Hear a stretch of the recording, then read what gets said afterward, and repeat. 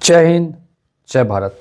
एक बार फिर से स्वागत करता हूं मैं आप सभी लोगों का आपके अपने चैनल पर। और आज के इस वीडियो में बात करने वाले हैं बहुत ही महत्वपूर्ण टॉपिक के ऊपर में। जी हाँ दोस्तों, बात करेंगे डेट ट्रैप से रिलेटेड कि आखिर ये डेट ट्रैप क्या होता है, यानी कि ऋण का जाल क्या होता है और इसके क्या कंसिक्वेंसेस फेस करने पड़ सकते हैं। क्यों ये आखिर किसी भी नॉर्मल पर्सन के लिए ख़तरनाक माना जाता है और इससे कैसे हम लोग निकल सकते हैं।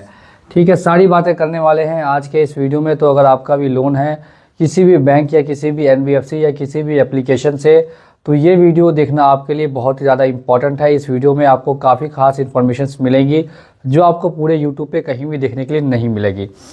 सबसे पहले समझते हैं इसके बारे में कि आखिर डेट ट्रैप क्या होता है और आपको कैसे पता चलेगा कि आप डेट ट्रैप में हैं या नहीं है। अगर आपका EMI का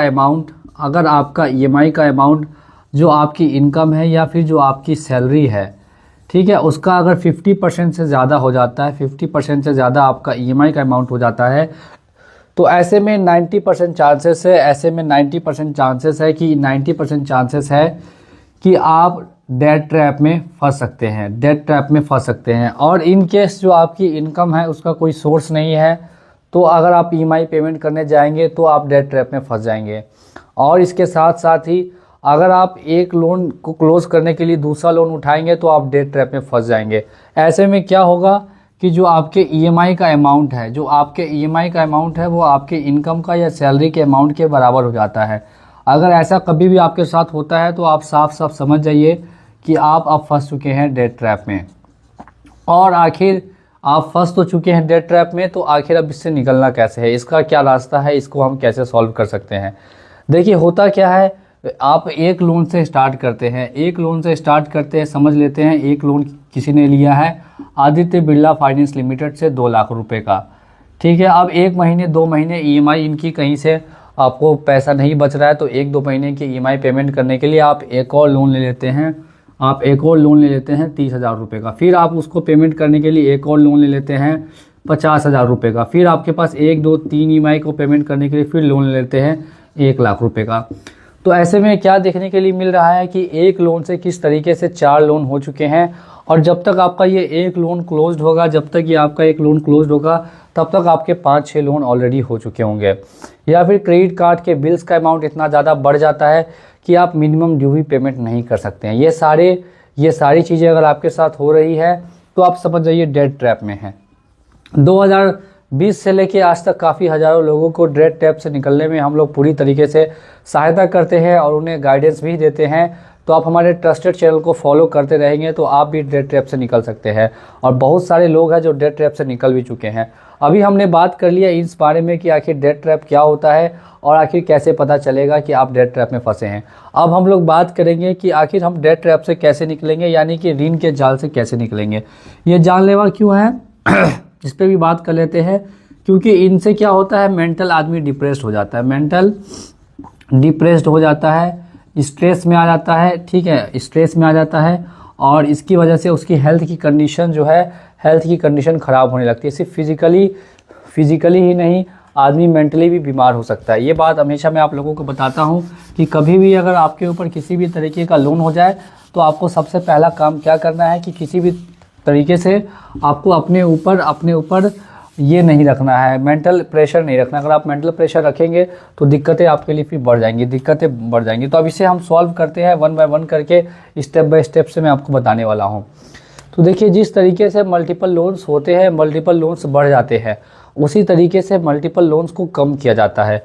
अब मान लेते हैं आपका टोटल 5 लोन है, 1, 2, 3, 4 और ये 5।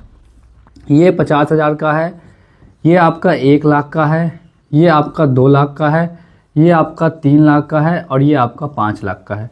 तो देखिए मैंने एग्जाम्पल ले लिया है, एग्जाम्पल से समझाने में काफ़ी आसानी होती है, इसीलिए मैं एग्जाम्पल के थ्रू समझाने की कोशिश करता हूँ।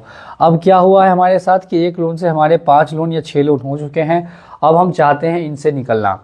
तो इनसे निकलने का बेस्ट तरीका क्या है, सबसे पहले तो आपको 1 बाय 1 करके सबकी EMI को स्टॉप करना पड़ेगा। EMI को अगर आप स्टॉप कर देते हैं तो 90 डेज़ के बाद आपके लोन अकाउंट को NPA किया जाएगा। क्या किया जाएगा? NPA। अब आपने जो ईएमआई को स्टॉप किया है तो इसी बीच आप अगर ईएमआई पेमेंट ना करके कुछ पैसा सेव कर लेते हैं, समझ लेते हैं 10 के रुपीज़ पर मंथ आप सेव कर रहे हैं या 15 के पर मंथ आप सेव कर रहे हैं, अगर इतना आप सेविंग कर लेते हैं तो अब क्या होगा, आफ्टर 90 डेज़ जब आपका एनपीए हो जाएगा तो आप 120 डेज़ के बाद से सेटलमेंट कराना स्टार्ट कर सकते हैं। देखिए सेटलमेंट कैसे होगा, ये भी आपको एक साथ ही सबका नहीं करना है, एक साथ ही सबका सेटलमेंट नहीं करना। अगर आप ये सोचेंगे कि मुझे एक बार में 5 का लोन का सेटलमेंट कराना है तो आपका एक लोन का भी सेटलमेंट नहीं हो पाएगा। आपको टारगेट करना होगा इनमें से कौन ज़्यादा परेशान कर रहा है या कौन ज़्यादा लीगल एक्शन ले सकता है। जो ऐसा कुछ भी कर सकता है सबसे पहले हम उनको टारगेट ये करते हैं और इन दोनों में से किसी एक को सेटल करते हैं, ठीक है। उसके बाद जो नेक्स्ट बच जाता है, समझ लेते हैं ये 5 लाख का लोन है, किसी ने 1 लाख में, किसी ने 1.25 लाख में, किसी ने 1.5 लाख रुपए में क्लोज कर दिया 5-6 महीने के बाद। और इसी तरीके से फिर उसके बाद अगर 50,000 रुपये वाला लोन है वो ज़्यादा प्रॉब्लम दे रहा है तो इसको सेटल करना है। कहने का मतलब ये है कि हर 2 महीने 3 महीने 2 महीने 3 महीने पे एक लोन को सेटलमेंट कराना है, एक साथ सभी लोन को सेटलमेंट नहीं कराना।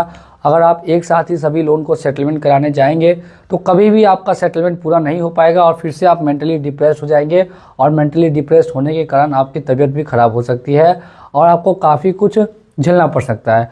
अब इसी बीच में बहुत सारे प्रोसेसेस होते हैं रिकवरी को लेके, कॉलिंग को लेके, होम विजिट को लेके, जिसके लिए आपको सिर्फ हमारी वीडियोस को फॉलो करना है, लाइव सेशंस को देखना है और हमारे से संपर्क कर सकते हैं ऊपर दिए गए नंबर पे, वहाँ भी हम पूरी आपकी सहायता करने की कोशिश करेंगे। तो मैंने यहाँ पे एक आपको मैप बताया है कि किस तरीके से लोग आके डेट ट्रैप में फंस रहे हैं और इनसे कैसे निकला जा सकता है। अगर आप इसे बस फॉलो कर लेते हैं अपनी डे टू डे लाइफ में तो आपको देखने के लिए मिलेगा आज से 2 साल बाद आपके सभी लोन्स क्लियर हो गए होंगे और आप डेट फ्री हो सकते हैं, यानी कि लोन मुक्त हो सकते हैं। लोन ना देने पे क्या क्या कंसिक्वेंसेस हो सकते हैं और लोन सेटलमेंट करने के क्या क्या कंसिक्वेंसेस हो सकते हैं उस पर भी मैंने काफ़ी वीडियोस बना रखी है, वो भी आप जाके चेकआउट कर सकते हैं। ये आज का वीडियो बनाने का मेन मकसद यही था कि अगर आप डेट ट्रैप में फंसने जा रहे हैं तो अपने आप को आप डेट ट्रैप में से फंसने से पहले ही निकाल लीजिए, या अगर आप डेट ट्रैप में फंस चुके हैं तो इसमें से 1 बाय 1 करके आप इसमें बाहर आ जाए। अगर वीडियो पसंद आया होगा तो वीडियो को लाइक कर दीजिएगा, चैनल पर नए हैं तो चैनल को सब्सक्राइब कर दीजिए।